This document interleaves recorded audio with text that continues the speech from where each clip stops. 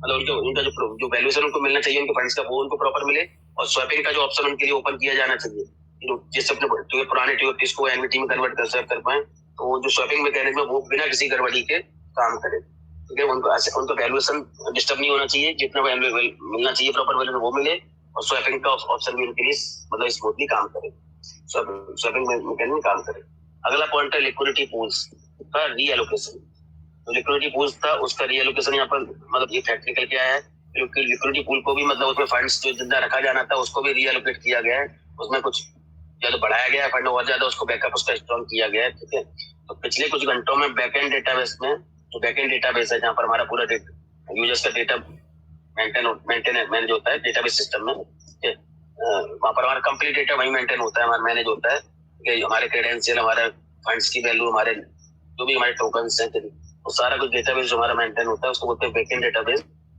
उसमें liquidity patch update देखे गए, मतलब जो लिक्विडिटी पूल में जो लिक्विडिटी पहले रहने वाली थी, जो तरलता वहाँ पर मैनेज होने वाली थी, उसको उस पैच को अपडेट किया गया है, मतलब उसमें अपडेट देखे गए हैं, मतलब लिक्विडिटी और बढ़ाने की या अपने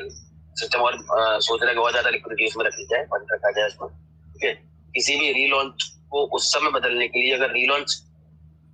का सिस्टम कर रहा है अपने आप को, एक पहले ऑलरेडी ट्रेजर एनएफटी के नाम से मार्केट में था, अब उसी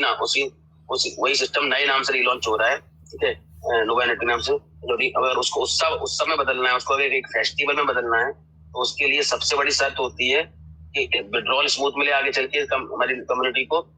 अच्छी और स्मूथ ट्रेडिंग का अनुभव मिले, उनको हमारी कम्युनिटी को स्मूथ ट्रेडिंग का एक अनुभव, सुखद अनुभव मिलना चाहिए और स्मूथ विड्रॉल मिलना चाहिए। ये दो चीजें सबसे ज्यादा हमारे कम्युनिटी को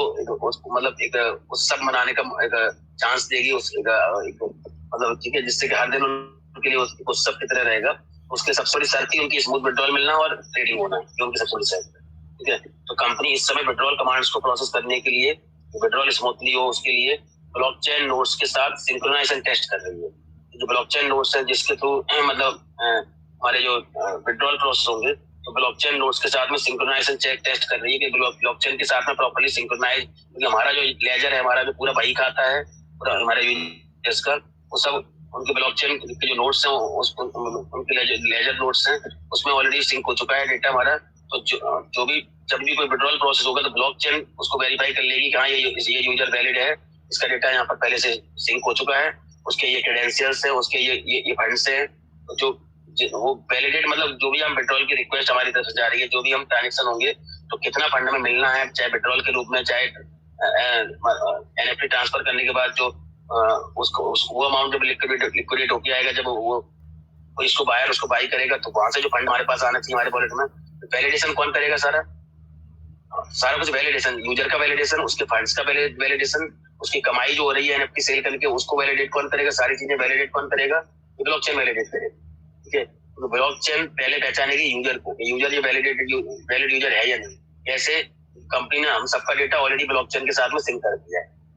ब्लॉकचेन का पूरा डेटा है वो अपने आप वेरीफाई कर लेगी ये जाना पहचाना यूजर है, सिस्टम का पार्ट है, सिस्टम का यूजर है या ये बाहरी कोई यूजर है। ठीक है, तो उस बेसिस पर मतलब यहाँ पर बात हो रही कि जो विड्रॉल कमांड्स को प्रोसेस करने के लिए ब्लॉकचेन जो नोड्स हैं उनके साथ में सिंक्रोनाइजेशन टेस्ट हो रहा है, कि मतलब इसके साथ में मतलब ट्यूनिंग चेक होती है कि सिंक्रोनाइजेशन के साथ में, सिंक्रोनाइज किसको बोलते हैं, अगर हम दो लोग कोई काम कर रहे हैं तो हमारा सिंक्रोनाइजेशन, हमारा कोऑर्डिनेशन प्रॉपर होना चाहिए। ठीक है, अगर हम दो लोग एक साथ गाना गा रहे हैं तो हमारा तभी अच्छा परफॉर्म होगा, सॉन्ग हमारा तभी अच्छा परफॉर्म होगा जब दोनों हम एक स्वर में गाएं, एक साथ लय में गाएं। अगर हमारे स्वर आगे पीछे जाएंगे तो डेफिनेटली सुनने वालों को वो सॉन्ग पसंद नहीं आएगा। तो वैसे ही यहाँ पर इसके साथ में सिंक्रोनाइजेशन टेस्ट कर रही है कि ब्लॉकचेन के साथ में